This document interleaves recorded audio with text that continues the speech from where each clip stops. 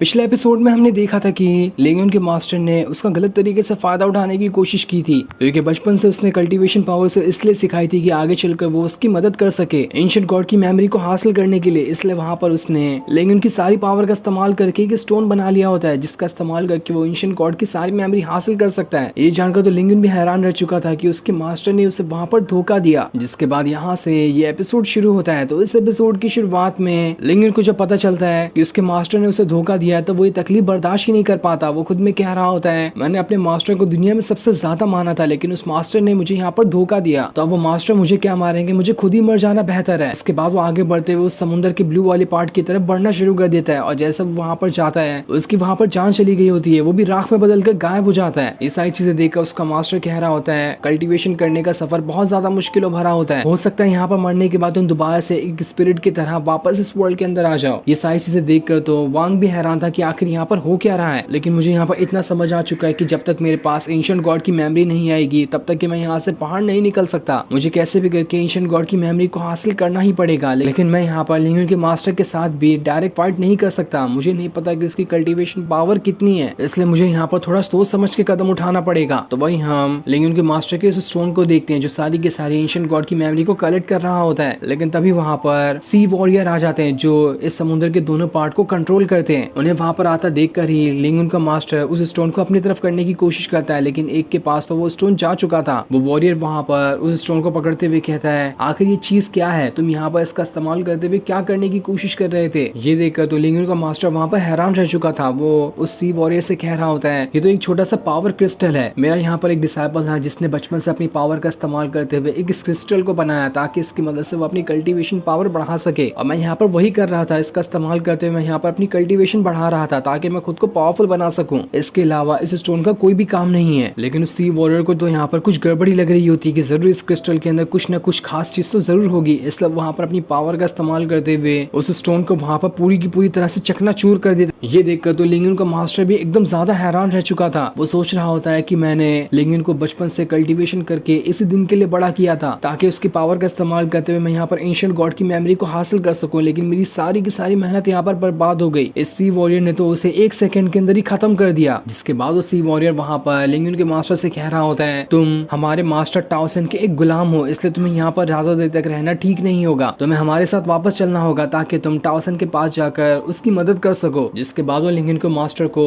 टाओसन के पास से ले जाने के लिए चला जाता है। अगर उसे यहाँ पर पता चल जाता है कि लेगियन का मास्टर एंशिएंट गॉड की मेमोरी को हासिल करने की कोशिश कर रहा है, तो वो तो उसे वहीं पर खत्म कर देता, क्योंकि एंशिएंट गॉड की पूरी मेमोरी हासिल करने का काम तो टाओसन कर रहा है ताकि वो उसकी पावर को इस्तेमाल करते हुए एंशिएंट गॉड के चंगुल से खुद को आजाद कर सके। जिसके बाद वो एंशिएंट वॉरियर भी वहां से चला जाता है। जिसके जाने के बाद वांग अपने स्टोन के अंदर से बाहर निकल कर आता है और आसपास की जगह को देखने लगता है कि क्या वो यहाँ पर अब भी एंशिएंट गॉड की मेमोरी को हासिल कर सकता है, क्योंकि उससे हासिल किए बगैर तो वो यहाँ से बाहर नहीं निकल सकता। तभी उसकी बॉडी के अंदर से स्पिरिचुअल ऑरा बाहर निकलने लगता है, जो कि इतना ज्यादा खतरनाक था कि वो वहां पर उस स्टोन के जितने भी टुकड़े पड़े होते हैं उन सभी को कलेक्ट करते हुए दोबारा से स्टोन को वहां पर तैयार कर देता है। ये देखकर तो वांग काफी ज्यादा खुशी आता है कि अरे वाह, मेरे पास तो ये स्टोन फिर से आ गया। साथ ही उसके पास उस स्पिरिचुअल हैंड का एक छोटा सा टुकड़ा भी था, इसलिए वो वहां पर उन दोनों की पावर को मिलाना शुरू कर देता है ताकि उसका इस्तेमाल करते हुए वो यहाँ पर एंशिएंट गॉड की मेमोरी को हासिल कर सके। और जैसे उन दोनों की पावर वहां पर मिलती है, वो दोनों अब सीधा वांग के अंदर ही चले जाते हैं, जिस वजह से वांग खुद को किसी अलग ही वर्ल्ड में पाता है जो कि एंशिएंट गॉड की मेमोरी वाला वर्ल्ड था। वहां पर आने के बाद वो एकदम हैरान रहता है कि अरे अचानक से मेरे साथ ही हुआ क्या, मैं यहाँ पर कहाँ से आ गया। तब उसे वहां पर एक बहुत ही बड़ा स्टार दिखाई देता है जिसके अंदर से फायर निकल रही थी। उस स्टार के अंदर से आवाज भी आ रही होती है जो यहाँ पर वांग को एंशिएंट गॉड के बारे में बता रही होती है कि एंशिएंट गॉड के क्लान की शुरुआत एक स्टार से हुई थी। एंशिएंट गॉड एक स्टार के अंदर से पैदा हुआ था जिसके पास बहुत ही ज्यादा पावर थी। उसकी पावर का अंदाजा भी नहीं लगाया जा सकता। उसने अपनी पावर का इस्तेमाल करते हुए पूरी दुनिया के ऊपर राज किया, और जो भी खास इंसान होगा उसी के पास उसकी मेमोरी जा सकती है। जिसके पास भी उसकी मेमोरी जाएगी उसकी पावर भी बहुत ज्यादा बढ़ जाएगी। जैसे एंशिएंट गॉड मरा, उसने अपनी सारी की सारी पावर को और मेमोरी को अपने कॉन्शियसनेस वाले वर्ल्ड के अंदर डाल दिया ताकि वो पूरी दुनिया के गलत इंसानों के चंगुल में ना आ सके, वरना तो इससे दुनिया की तबाही होना तो बिल्कुल तय होगा। लेकिन जब से टाओसन यहाँ पर आया उसने एंशिएंट गॉड की मेमोरी को हासिल करने की कोशिश की। उसने अभी तक के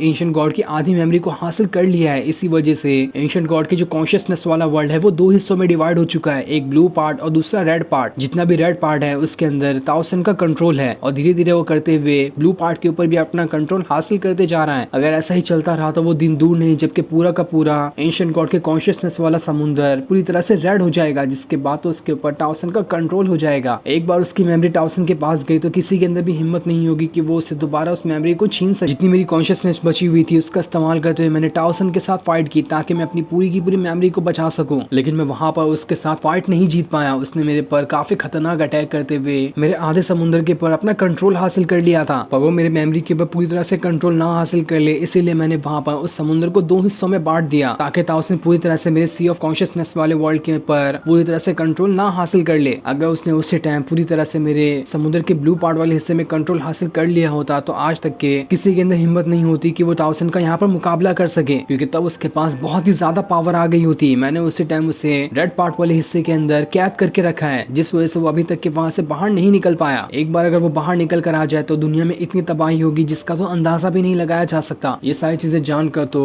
वांग एकदम ज्यादा हैरान रह जाता है कि आखिर ये हो क्या रहा है यहाँ पर। एंशिएंट गॉड वहां पर वांग से कह रहा होता है तुम्हें कैसे भी करके मेरी पूरी की पूरी मेमोरी टाउसन के पास जाने से रोकना होगा। अगर तुम यहाँ पर मेरी पूरी मेमोरी हासिल कर लेते हो तो उसके बाद तुम मेरी सारी पावर का इस्तेमाल कर पाओगे, उसके बाद तो तुम्हारे सामने कोई भी नहीं टिक पाएगा। जिसके बाद वो वहां पर अपनी पावर को वांग के अंदर थोड़ी थोड़ी ट्रांसफर करना शुरू कर देता है ताकि उसके पास जो मेमोरी है वो जितनी भी हो सके वो वांग के अंदर ट्रांसफर कर सके, जिस वजह से वांग को वहां पर बहुत ज्यादा तकलीफ हो रही होती है। और इतनी तकलीफ के बाद वो दोबारा से होश में आ जाता है, जहाँ खुद को वो उसी समुद्र के पास पाता है, जहाँ उसे सामने दोबारा से एंशिएंट गॉड का एक लेटर दिखाई देता है जिसके अंदर लिखा हुआ था कि तुम्हें कैसे भी करते हुए सारी मेमोरी को टाउसन के हाथ नहीं लगने देना है। जिस पर वांग कहता है जैसा आप कहेंगे मैं वैसा ही करने की कोशिश करूंगा। जिसके बाद वांग वहां से आगे बढ़ना शुरू कर देता है, जहाँ आगे बढ़ते हुए उसी समुद्र के हिस्से में आ जाता है, जहाँ आने के बाद वो खुद में कह रहा होता है जैसा कि एंशिएंट गॉड ने कहा उसकी सारी की सारी बची हुई मेमोरी इसी समुद्र के अंदर रखी हुई है, जो कि डेड सी वाला हिस्सा है, यानी कि ब्लू पार्ट वाला हिस्सा। इसलिए वो उसी तरफ बढ़ते हुए सारी की सारी मेमोरी को याद करने की कोशिश कर रहा होता है ताकि वो एंशिएंट गॉड की बची हुई मेमोरी को हासिल कर सके। साथ ही वहां पर उसकी सोल भी बाहर आ जाती है, जो वांग को इतनी स्पीड से ट्रेवल करता हुआ देखकर हैरान रह जाता है कि अरे वांग को यहाँ पर हुआ क्या, वो इतनी फास्ट कैसे आगे बढ़ने लग गया। वो उससे पूछता है मास्टर क्या आपने यहाँ पर अपनी कल्टीवेशन पावर बढ़ा ली है, आप इतने फास्ट आगे बढ़ रहे हो। लेकिन वांग तो अभी किसी भी बातों पर ध्यान नहीं देता और आगे बढ़ रहा होता है ताकि वो एंशिएंट गॉड की बची हुई मेमोरी को कलेक्ट कर सके। वो वहां पर सोल से कह रहा होता है मुझे अभी थोड़ी सी एंशिएंट गॉड की मेमोरी मिली है, लेकिन मुझे अभी पूरी की पूरी मेमोरी को हासिल करना है। लेकिन जैसे वो आगे बढ़ रहा होता है उसकी मुसीबत बढ़ाने के लिए वहां पर द्वान मोजी की स्पिरिट आ चुकी होती है, जो कि अब पहले से भी ज्यादा खतरनाक दिखाई दे रही थी। वो यहाँ पर वांग को मारने के लिए आया होता है। ये देखकर तो वांग भी घबरा चुका था और वहां से भागना शुरू कर देता है। द्वान मोजी की स्पिरिट तो उसके पीछे ही पड़ गई होती है ताकि यहाँ पर उसका अपना बदला ले सके, जहाँ उसने वांग को अपने स्पिरिचुअल बॉल के अंदर कैद करते हुए उसके पर लगातार अटैक करना स्टार्ट कर दिया था, जिस वजह से तो वांग वहां पर पूरी तरह से फंस गया होता है। उसे समझ ही नहीं आ रहा था कि अब वो यहाँ से बाहर कैसे निकलेगा। द्वान मुझे अपनी पावर का इस्तेमाल करते हुए उस स्पिरिचुअल बॉल को भी तोड़ने की कोशिश करता है ताकि उसके साथ साथ यहाँ पर वांग भी मारा जाए, पर जैसे वो बॉल टूटती है उससे पहले वांग वहां से गायब हो चुका होता है, क्योंकि उसने अपनी पावर का इस्तेमाल करते हुए खुद को अपने स्पिरिचुअल वर्ल्ड के अंदर डाल लिया था, जिस वजह से वो वहां से बच गया होता है। और फिर वो उसके अंदर से बाहर निकलते हुए वहां से दोबारा से भागना शुरू कर देता है। लेकिन तब उसके सामने दोबारा से द्वान मोजी आ चुका था, जो फिर से वहां पर आने के बाद उसके ऊपर अटैक करना स्टार्ट कर देता है। वांग यहाँ पर अपनी पावर का इस्तेमाल करते हुए लगातार टेलीपोर्ट होते जा रहा था ताकि वो टेलीपोर्ट होकर आगे बढ़ते जा सके, जिससे वो इस द्वान मुजी के अटैक से बच जाएगा। और होता भी बिल्कुल ऐसा ही है, वो जैसे से टेलीपोर्ट हो रहा था वो वहां पर द्वान मुजी के अटैक से बच रहा होता है। लेकिन तभी वहां पर वो सी वॉरियर आ चुका था, जो यहाँ पर द्वान मुजी को स्पिरिट को देखकर कहता है तुम हो कौन यहाँ पर, तुम्हें तो अभी यहाँ से ताओसेन के स्पिरिचुअल वर्ल्ड में जाना होगा। जिसके बाद उसने वहां पर उसे कैद कर लिया होता है, जहाँ वो उसे कैद करने के बाद मुट्ठी बंद करते हुए वहां पर गायब भी कर देता है। जो सीन दिखाते ही ये एपिसोड यहीं पर एंड हो जाता है। Thanks for watching.